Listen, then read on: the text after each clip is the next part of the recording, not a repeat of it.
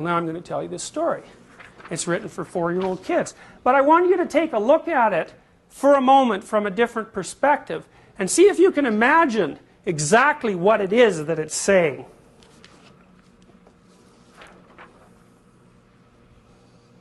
There's no such thing as a dragon. Well, we all know that, right? A dragon is a fictitious creature. Reptilian, terrible, lives forever, breathes fire, hoards gold. Strange combination of attributes. Why would something terrible and ancient hold a treasure?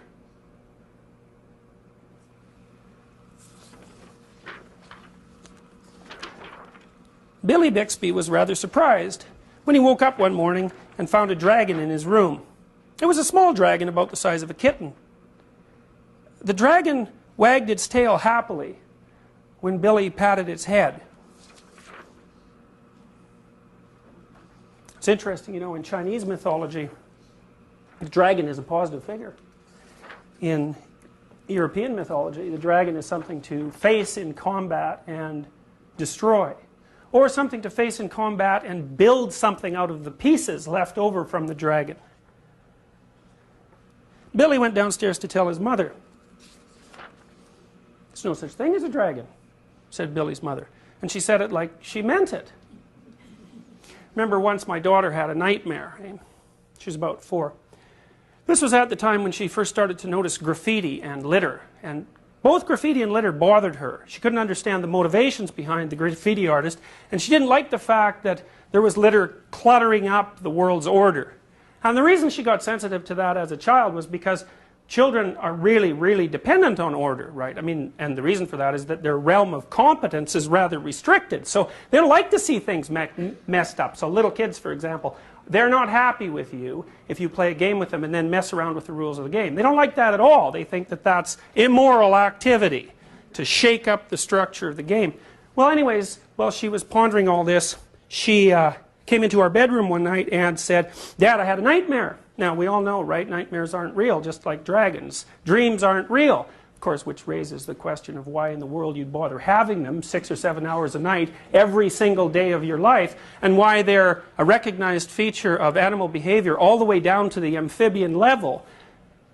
She said, "I dreamt that there was a clear flowing stream, but in the stream there was all sorts of garbage, and it scared me and bothered me so much I woke up." So I told her, "Look, close your eyes and imagine the stream. It's full of garbage. What should you do about it?" She said, "Well, I should take the garbage out of the stream." I said, "All right, so picture the stream, picture yourself cleaning the garbage out of it." She calmed down and went back to sleep. Why? Well, because dreams concentrate on threat. We know that. They present threats to you, threats you haven't been able to deal with well. There's a part of your brain that tracks threats, and it's not really all that smart in some ways. All it does is say, "Look, here's the problem." And it's waiting for the rest of your brain to conjure up some solution to that problem. And if it doesn't conjure up a solution, then it just presents the problem over and over and over and over and over. So people who have post-traumatic stress disorder, for example, who've been really upset by their contact with something unexpected, dream about the same tragedy forever until they solve it. And they solve it by facing it and living it over and over, voluntarily. So you might think right off the bat from listening to that little story that suggesting to your 4-year-old daughter who's just had a nightmare that her fears aren't real and that the dream representation of them isn't real because it's not tangible like a table might not really be the best approach to the problem. So you see, Billy, he's pretty much got it right off the bat, right? The dragon wagged its tail happily when Billy patted its head. Billy went downstairs to tell his mother. "There's no such thing as a dragon," said Billy's mother, and she said it like she meant it. So there's a dragon in this house. Now the next thing you might wonder is, how often have you actually gone into a house where there's a dragon?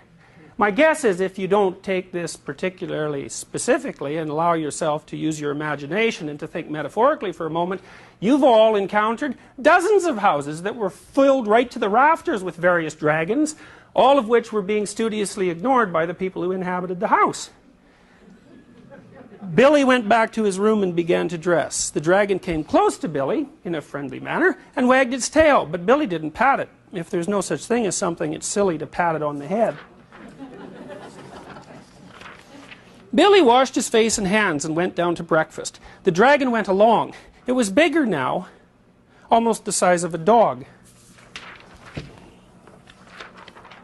Billy sat down at the table. The dragon sat down on the table. This sort of thing was not usually permitted, but there wasn't much Billy's mother could do about it. She'd already said there was no such thing as a dragon. And if there's no such thing, you can't tell it to get down off the table. Sometimes I sit with friends of mine who have very young children to eat, say. And the children, 2 or 3 years old, don't sit at the table, they sit on the table, or they run around the table, or they run around the table and pull things off the table, or they run around the house and pull things off all the shelves in the house and keep their parents so busy chasing them around that they have no time whatsoever to interact as adults. Well, you have to wonder under those circumstances whether you're dealing with a child or a dragon, so to speak. And you also might wonder whether or not the dragon is large and unruly, precisely because the parents are completely unwilling to admit that it actually exists. Mother made some pancakes for Billy, but the dragon ate them all. Mother made some more, but the dragon ate those too. Mother kept making pancakes until she ran out of batter. Billy only got one of them, but he said that's all he really wanted anyway. One time, an acquaintance of ours in Boston brought their son over to be babysat at our house, and his nanny had just been in a car accident, so he was being shunted from house to house while his parents went off to work. And he didn't have a very good reputation, this kid. He was about 4. And he came over to our house and with his mother in the morning, and she dropped him off and she said, well, he probably won't eat all day, but that's all right.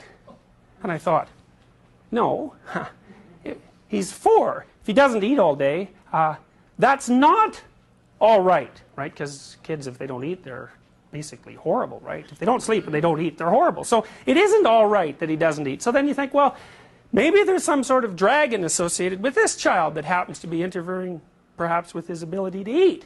So I came back at noon. My wife had taken care of the children that day, and I walked in the house, and the other 4 or 5 kids that we had in the house were off playing, and this little kid was standing in the corner, like really isolated and looking, you know, upset fundamentally. So I went over and I poked him a bunch, because generally if you poke a kid a little bit, you know, well, they'll go like this, you know, they'll sort of back off, but sooner or later you can crack them and they'll smile and then they'll play. Not this kid, boy, there's no bloody way he's going to play with me, and that was that. Like, he'd already learned that adults should either be ignored or that they were trouble, and he wasn't going to let any adult into his little world. So there was absolutely a dragon associated with that little boy, and it was eating all his pancakes.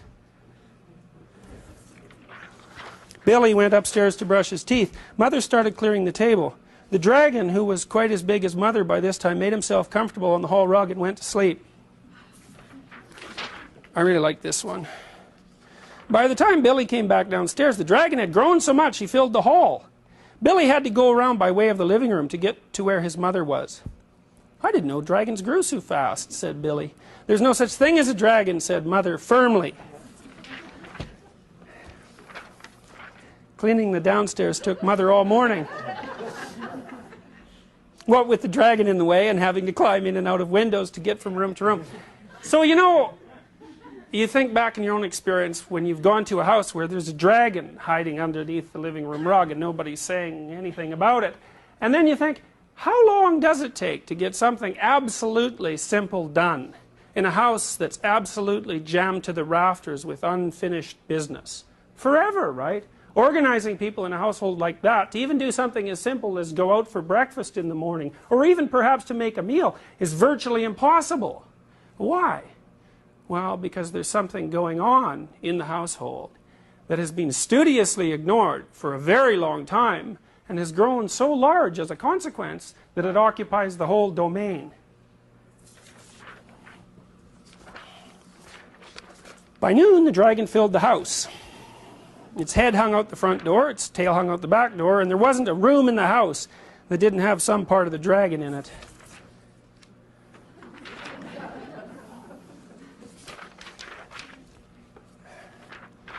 When the dragon awoke from his nap, he was hungry. A bakery truck went by. The smell of fresh bread was more than the dragon could resist. He ran down the street after the bakery truck. The house went along, of course, like the shell on a snail.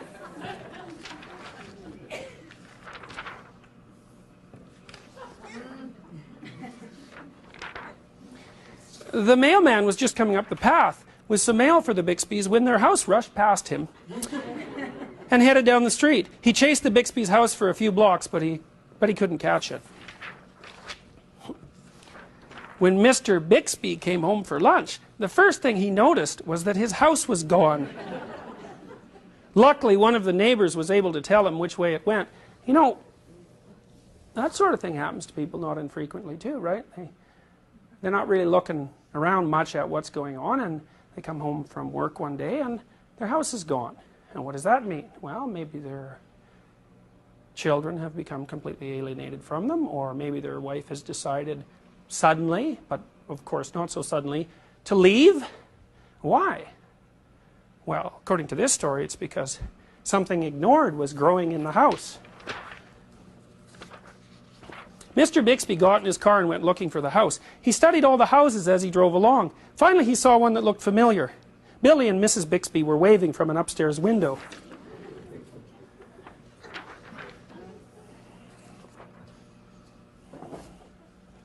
You know, in the 1890s in India, when a house was being built, the local priest, equivalent to the priest, would come by to set the foundation stone, and when he set the foundation stone, he'd take a big spike and drove it into the ground. And the reason he drove it into the ground at the place where the foundation was going to be laid was to keep the great dragon that is underneath the earth firmly pinned down by its head so it couldn't move and shake the house to bits.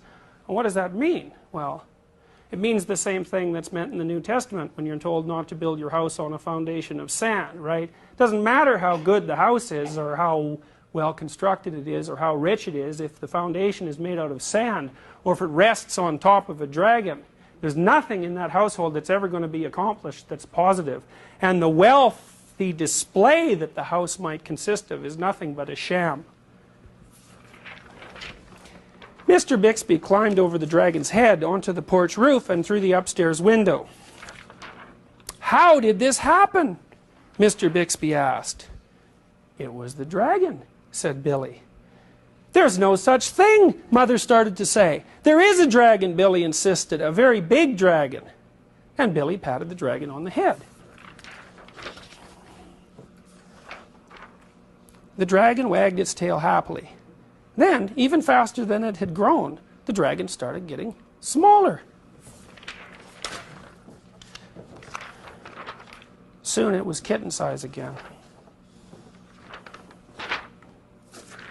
"I don't mind dragons this size," said Mother.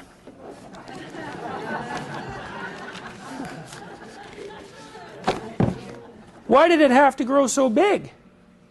"I'm not sure," said Billy, "but I think it just wanted to be noticed."